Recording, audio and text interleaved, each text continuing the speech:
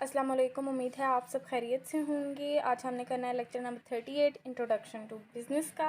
अगर इससे पहले आपने मेरा चैनल सब्सक्राइब नहीं किया तो काइंडली सब्सक्राइब करें।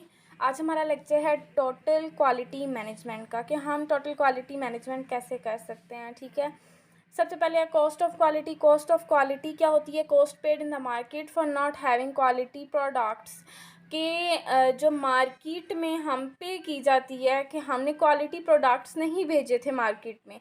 अब आगे मैं बताती हूँ ये कॉस्ट ऑफ क्वालिटी होती कितनी टाइप्स की। तो टाइप्स ऑफ कॉस्ट क्या हो सकती हैं हमारे पास? एक्सटर्नल फेलियर कॉस्ट भी हो सकती हैं और इसके साथ साथ इंटरनल फेलियर कॉस्ट भी हो सकती हैं।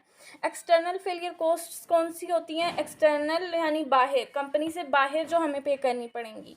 ठीक है, cost incurred for managing the problem faced in selling the products. जो सेलिंग ऑफ प्रोडक्ट्स हो रही होती है मार्केट में, उसकी जो फेलियर कॉस्ट्स होती हैं एक्सटर्नल, वो किस किस्म की हो सकती हैं? Cost incurred on sales return, cost जो सेल्स रिटर्न पर होती हैं। रिपेयर,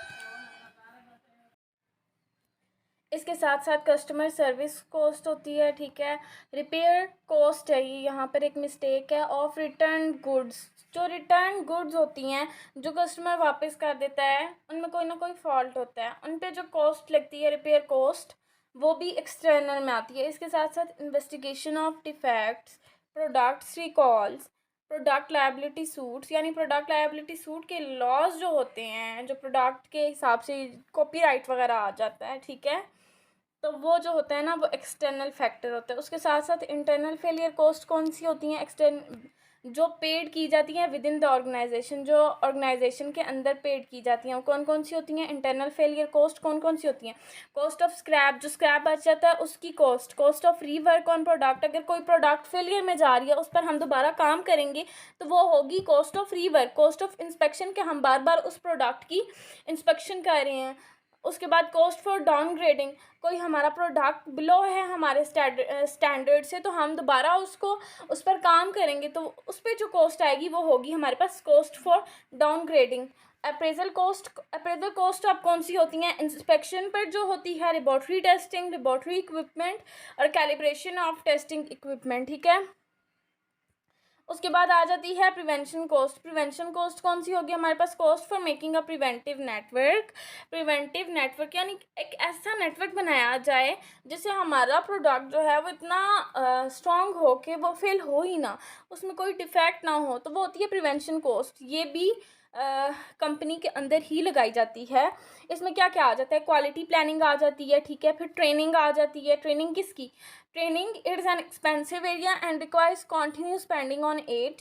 ट्रेनिंग किसकी की जाती है? वर्कर्स की बार बार जो ट्रेनिंग की जाती है वो लिखा हुआ है। Cost for quality improvement process, quality bar bar improve की जाती है। Cost for using statistical methods, जो स्टैटिस्टिकल मेथड्स किए जाते हैं, जो कैलकुलेशंस की जाती हैं, उनकी जो कॉस्ट होती है। Cost for maintenance of machinery, machinery को मेंटेन कर रहे हैं तो उस पर भी कॉस्ट होगी। और उसके साथ साथ HR एक्सपर्ट्स पर भी कॉस्ट होती है। उसके बाद है ISO। ISO क्या है? International standardisation.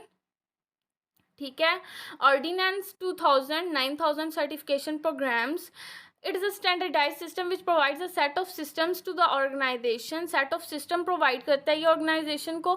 ISO is a certification which shows that organization is following some system and that system might lead to some quality product. कि ISO एक ऐसा है जो एक सिस्टम को रन कर रहा है और क्वालिटी प्रोडक्ट की तरफ ये लेकर जाता है।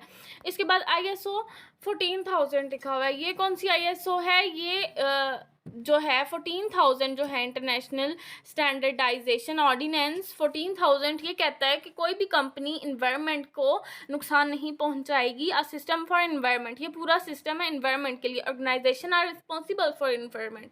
Value chain management, all activities performed are working in a chain to produce a valued product. ठीक है, जो भी एक्टिविटीज़ होती हैं वो सारी चेन एज अ चेन काम कर रही होती हैं। जैसे सबसे पहले कंस्ट्रक्शन आ गया, फिर उसका पैकेजिंग और ये सब कुछ, ये एक चेन है, पूरा एक नेटवर्क है। इसको हम कहते हैं वैल्यू चेन मैनेजमेंट। ठीक है, इसके साथ साथ प्लीज़ मेरे चैनल को सब्सक्राइब करें और बेल आइकन के बटन को लाजमी प्रेस करें। Thank you so much.